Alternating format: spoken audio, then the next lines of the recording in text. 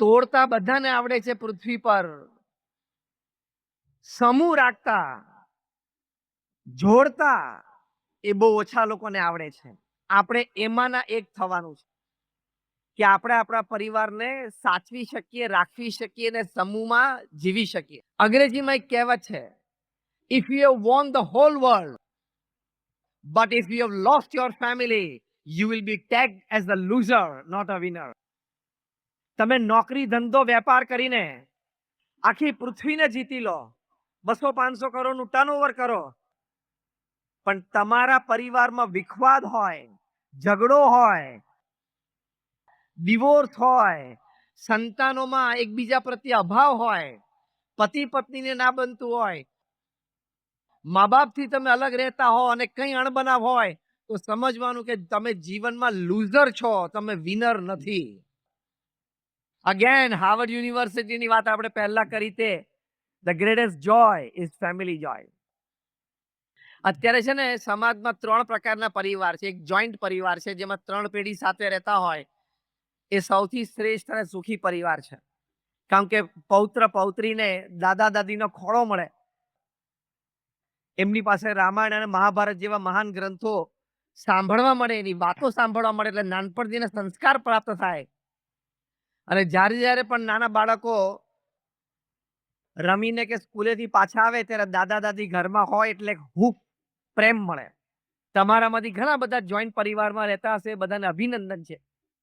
પણ કદાચ આજના જમાના પ્રમાણે સ્પેસ કન્સ્ટ્રેઇન્ટ હોય, ફ્લેટ નાના હોય, બધા ભેગા ના રહી શકતા હોય અને વ્યવસ્થાની દ્રષ્ટિએ જુદા પડવું પડે એવું હોય, એ અલગ વાત છે. બીજા પ્રકારનો પરિવાર એ છે કે જેને ન્યુક્લિયર ફેમિલી કહેવાય.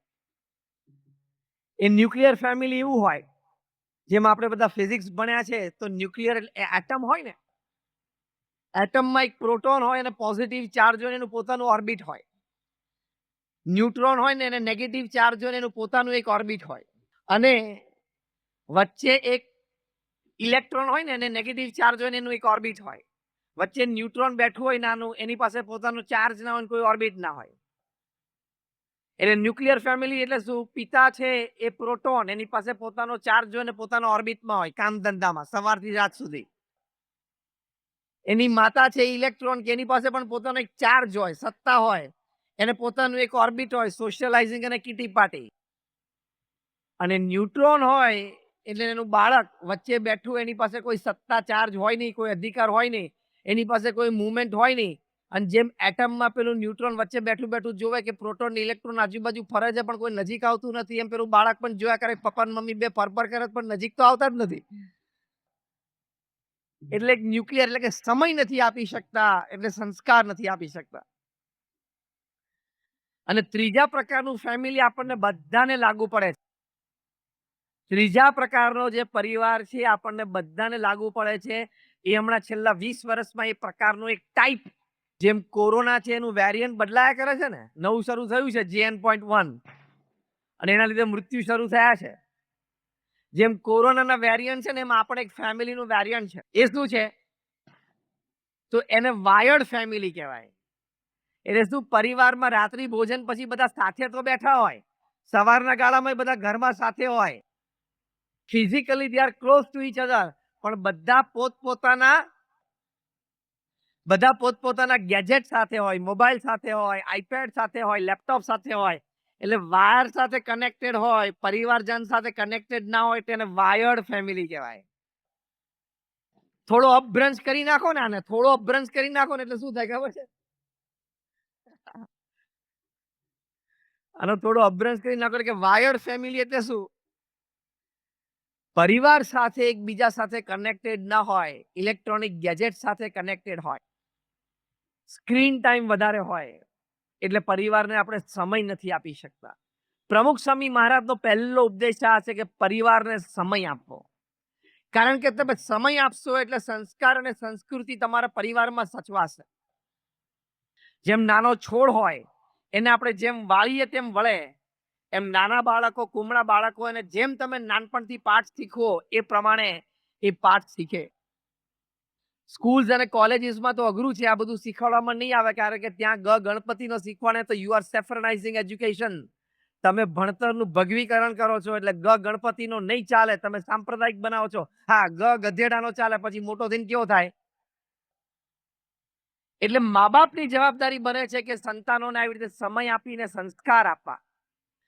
અને સમય આપો એટલે વ્યક્તિ જુદી તૈયાર થાય. માઇક્રોસોફ્ટના સીઈઓ સત્ય નદેલાનો ઇન્ટરવ્યુ આવેલો જ્યારે માઇક્રોસોફ્ટમાં બિલ ગેટ્સની ખુરશી ઉપર બેઠા. આજે બિલ ગેટ્સની ખુરશી ઉપર બેસવું એટલે શું?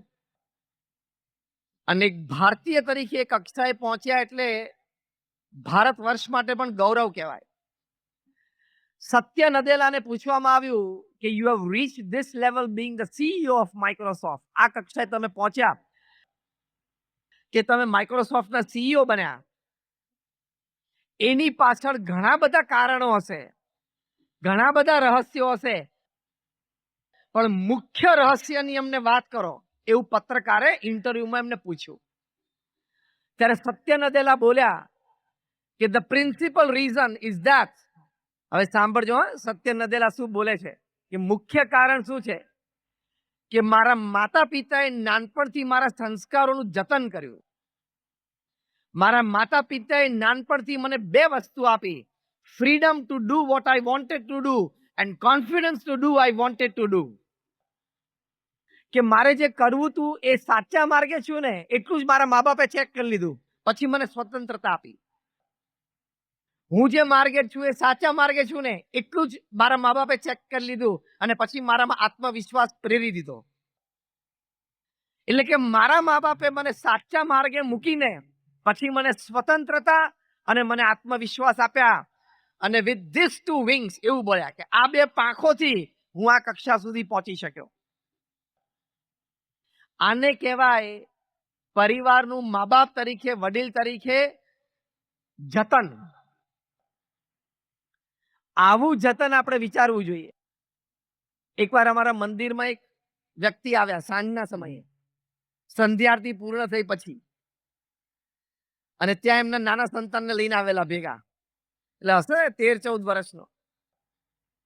પછી કે સ્વામી મારે તમને એક વાત કરવી છે. એટલે અમારા સંત હતા એને કહ્યું શું બોલો. એટલે કે મારો આ દીકરો સ્વામી 14 વર્ષનો છે, સિગરેટ પીતો થઈ ગયો છે, તમે આને કંઈક સમજાવો. એટલે મારા સંતે પૂછ્યું કે તમે આ કોકની કીધેલી વાત કરો છો કે તમે પોતે જોયેલું? તો કે સ્વામી મેં પોતે જોયેલું. પૂછ્યું એને, રેડ હેન્ડેડ પકડ્યો. તો પેલો બિચારો આમ શરમાઈ ગયો, આમ માથું નીચું નાખીને. પછી અમારા સંત તો બહુ મચ્યોર હતા એટલે એમને કીધું કે આવો બેસીએ. પછી એને કહ્યું કે તમારા બાળક સાથે હું પછી બેસું, પેલા આપણે વાત કરી. પેલા દીકરાને રૂમની બહાર મોકલ્યો. પછી અમારા સંતે એના પિતા સાથે વાત કરી. પહેલો પ્રશ્ન પૂછ્યો તમે સિગરેટ પીવો છો? તો કે હા. બીજો પ્રશ્ન પૂછ્યો ઓફિસમાં પીવો છો કે ઘરે? તો કે ઘરે પણ પીવું કોક વખત. ત્રીજો પ્રશ્ન પૂછ્યો કે ઘરે તમે બેઠા હો ને સિગરેટ પીવાનું મન થાય અને સિગરેટ ધારો કે ના હોય તો તમે ક્યારે આ બાળકને પાનના ગલ્લે સિગરેટ લેવા માટે મોકલ્યો છે? તો કે હા મોકલ્યો છે ને. અમારા સંત કે બસ ચેપ્ટર એન્ડ્સ. અહીં ચેપ્ટર પૂરું થઈ ગયું. તમને સિગરેટ પીતા જોયા, તમે એના પાનના ગલ્લે સુધી મોકલ્યો, ત્રીજો મુખ્ય કાર્યક્રમ બાકી હતો એ જાતે કરી લીધો. સમય તમે આપો છો, સાથે સાથે તમારા વર્તન ઉપર પણ ઘરમાં ધ્યાન રાખવું જોઈએ તો બાળકોને સંસ્કાર રહેશે. હાર્વર્ડ યુનિવર્સિટીનો એક સર્વે એ પણ હતો કે the first curse words that the children learn is from their parents and especially from their mothers. બાળકો પ્રથમ ગાળો બોલતા પોતાના માતા પિતા પાસેથી શીખે છે અને એમાં પણ પોતાની માતા પાસેથી શીખે છે.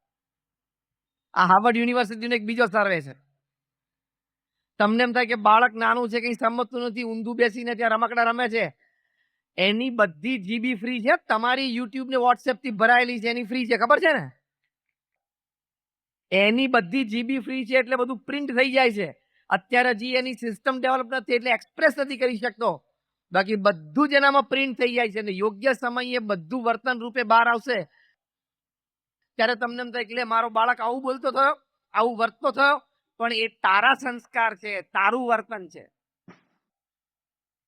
એટલે પૈસા કમાવા કઈ પૃથ્વી ઉપર મોટી વાત નથી. હવે જે હું વાક્ય બોલું એ સાંભળજો. પૃથ્વી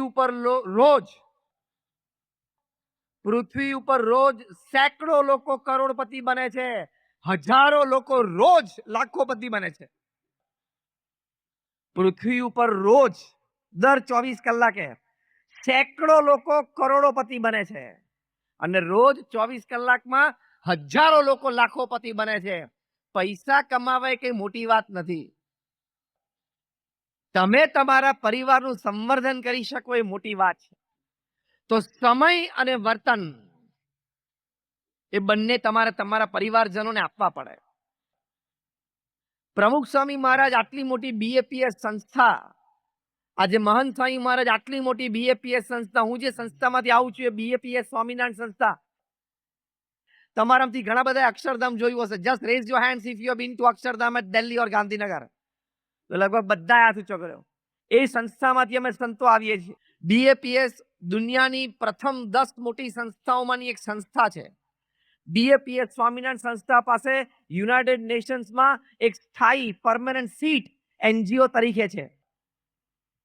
આટલી મોટી સંસ્થાનું સંવર્ધન, રોજિંદુ કાર્ય એ કોઈ સામાન્ય વાત નથી. આની વચ્ચે પ્રમુખ સ્વામી મહારાજે આ સમગ્ર બીએપીએસ સંસ્થાના તમામ આશ્રિત પરિવારો અને જન સમાજને પોતાનો પરિવાર માન્યો, સમય અને સંસ્કાર આપી શક્યા. કેટલો બધો સમય પ્રમુખ સ્વામી મહારાજે વ્યક્તિગત મુલાકાતમાં આપ્યો છે, નાના બાળકો, કિશોરો, યુવાનોને આપ્યો છે. પ્રમુખ સ્વામી મહારાજ એક વખત સાઉથ આફ્રિકામાં ડર્બનમાં હતા અને ત્યાં લેનેશિયામાં હતા અને ત્યાં 2-3 યુવાનોએ આવીને વાત કરી કે સ્વામી, આપણા યુવક મંડળમાં એક યુવક નવો આવતો થયો છે, એનું નામ આ છે, એમ કરીને એમનું નામ આપ્યું. પણ એને હોરર ફિલ્મ્સ જોવાની ટેવ પડી ગઈ છે. આ બહુ પ્રેક્ટિકલ દ્રષ્ટાંત આપું છું. અને દિવસમાં 2-3 હોરર ફિલ્મ્સ જોવે છે. આ પ્રસંગો વાત કરું છું 25-30 વર્ષ પહેલાની. પ્રમુખ સ્વામી મહારાજે વાત સાંભળીને પોતાના આટલા વ્યસ્ત કાર્યક્રમોની વચ્ચે, વ્યસ્ત વિચરણની વચ્ચે પ્રમુખ સ્વામી મહારાજે એ યુવાનને બોલાવ્યો અને શાંતિથી વ્યક્તિગત એની સાથે બેઠા. પહેલી વાત કરી કે જો મને આવી વાત જાણવામાં આવી છે, આ વાત સાચી છે? જો આ વર્તનની રીત, આપણે તો ના હોય તો આપણા પરિવાર કોઈ બાળક ઉપર તૂટી જ પડીએ.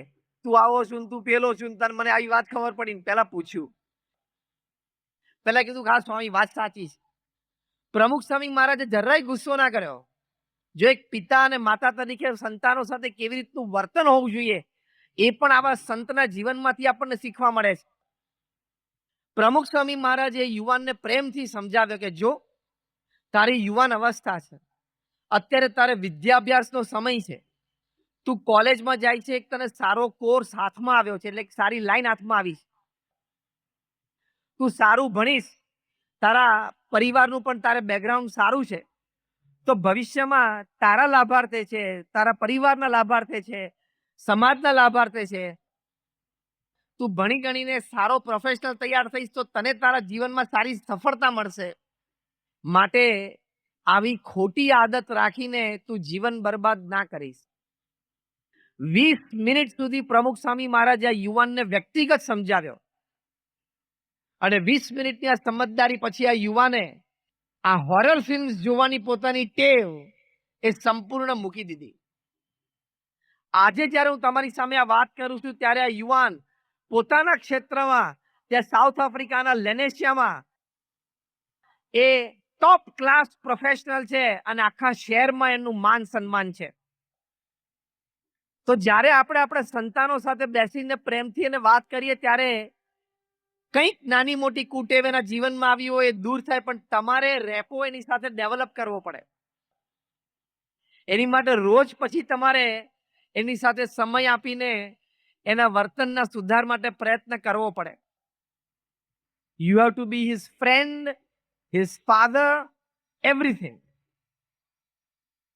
એક યુવાને ડર્બનમાં પ્રમુખ સ્વામી મહારાજ સાથે હાથ મિલાવ્યો અને પ્રમુખ સ્વામી મને કહ્યું કે Swami, I feel you are my friend, તમે મારા મિત્ર છો. પ્રમુખ સ્વામી મહારાજે કહ્યું કે I am your friend, father and guru. પછી કહ્યું કે સંત છે એ ફ્રેન્ડ મનાય તેની સાથે નિષ્કપટપણે વર્તાય, સંત છે પિતા મનાય તો એમની આજ્ઞાનું પાલન થાય, અને સંત છે એ ગુરુ મનાય તો એમના પ્રત્યે પૂજ્ય ભાવ ને દિવ્ય ભાવ રહે. તો 3 જનરેશનને પ્રમુખ સ્વામી મહારાજ ઇફેક્ટ કરી શક્યા. એનું કારણ આ કે એમને સમય આપ્યો, સંસ્કારિત કરવાનો પ્રયત્ન કર્યો અને વર્તન દ્વારા શીખ્યું. તો પહેલી અગત્યની વાત છે કે પરિવાર માટે સમય અને વર્તન દ્વારા આપણે સંસ્કાર આપવા. બીજી વાત છે પરિવારમાં સંપની દ્રષ્ટિએ કે અત્યારે યુવાનોમાં વિખવાદ અને છૂટાછેડાના પ્રસંગો ઘણા બધા બન્યા છે. હા કે ના? તમારા સમાજમાં પણ પ્રમાણ વધ્યું હશે જો બધા વડીલો હા પાડે છે. એમ રાઈટ ઓર રોંગ?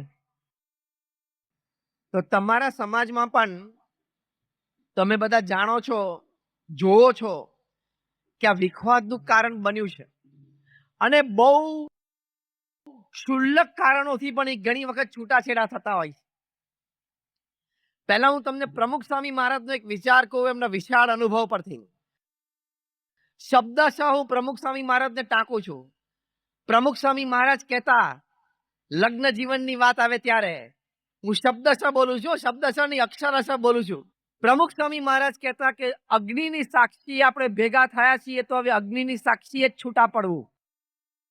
અગ્નિની સાક્ષી આપણે ભેગા થયા છીએ એટલે કે જ્યારે લગ્ન થયા ત્યારે ચોરીમાં અગ્નિની સાક્ષીએ પરિક્રમા કરી ફેરા ફરીને આપણે ભેગા થયા પતિ પત્ની રૂપે. હવે અગ્નિની સાક્ષીએ જ છૂટા પડવું એટલે શું? બે માંથી એક જણાનું મૃત્યુ થાય ને સ્મશાનમાં અગ્નિ લાગે ત્યારે જ છૂટા પડવાનું, તે પહેલા નહીં. અને 100%નું ચોઈસનું કોઈને મળ્યું હોય એવા એકાદ વ્યક્તિ સભામાં બેઠા હોય તો આંગળી ઊંચી કરો તો આટલી સમજદારી તો તમારે છે જ. મને તમારા સમાજના વડીલોએ કીધું છે કે સ્વામી આ 2-3 વાત ઉપર તમે ભાર મૂકીને વાત કરજો. એટલે એમાંની એક વાત આ છે કે અમારા સમાજમાં યુવાનોમાં છૂટાછેડા 6 મહિનામાં ને વર્ષમાં ને 2 વર્ષમાં ને 5 વર્ષમાં થઈ જાય છે. એક તો 6 મહિનાની ઓળખાણ રાખી હોય પછી તો લગ્નનું નક્કી કર્યું હોય. હા કે ના? એમાં 5 વખત એકબીજાના ઘરે રહેવા ગયા હોય નવા ટ્રેન્ડ પ્રમાણે, અને તોય પાછું 3 મહિનામાં પૂરું થઈ જાય. એ સમજદારી આપવી. વાત તો આપણે ઘણી કરીએ, જ્ઞાન તો ઘણું કરીએ, પણ સમજદારી આવવી અઘરી છે. સારી વાત કરનારા અને સારા જ્ઞાન આપનારા પણ એમને પણ લગ્નના 15 દિવસમાં વિખવાદ થાય છે ને અત્યારે કેસ કોર્ટમાં ચાલે છે. છેલ્લા 2 દિવસની ઘટનાને તમે વિચારી લેજો. તો કહેવાની વાત એ છે કે મેડ ફોર ઈચ અધર કપલ હોય ને એમાં પણ 60-40 નો રેશિયો હોય. 60% પતિ પત્ની એકબીજાને અનુકૂળ હોય, સમજતા હોય, 40% તો ટોલરન્સ, એક્સેપ્ટન્સ, એપોલોજીસ એન્ડ કોમ્પ્રોમાઇઝ ઉપર આવવું જ પડે. ઇટ ઇઝ અ પ્રિન્સિપલ, એ સિદ્ધાંત છે પૃથ્વી પર કે જે વ્યક્તિ સાથે તમારે કાયમ સાથે રહેવાનું છે, પતિ પત્ની રૂપે હોય, ધંધામાં બંને સાથે પાર્ટનર હોય, એકબીજાને થોડા સહન કરવા, એકબીજાને પૂર્ણ રીતે સ્વીકાર કરવા, એકબીજા પ્રત્યે જ્યાં ભૂલ થઈ ગઈ હોય ત્યાં માફી માંગી લેવી અને ક્યાંક વાતચીતમાં, ચર્ચામાં, નિર્ણયમાં કોમ્પ્રોમાઇઝ ઉપર આવવું જ પડે. આ વાતમાં કંઈક વજૂદ હોય એવું તમને લાગે છે? Just raise your hands if you say yes. Tolerance, acceptance, એપોલોજીસ and compromise, આને ટેક ફોર્મ્યુલા કહેવાય. એક ટેક ફોર્મ્યુલા દરેકે એપ્લાય કરવી પડે. તમને આશ્ચર્ય થશે કે પૃથ્વી ઉપર રોજ, સાંભળજો, પૃથ્વી ઉપર રોજ 24 કલાકમાં 8,500 છૂટાછેડા થાય.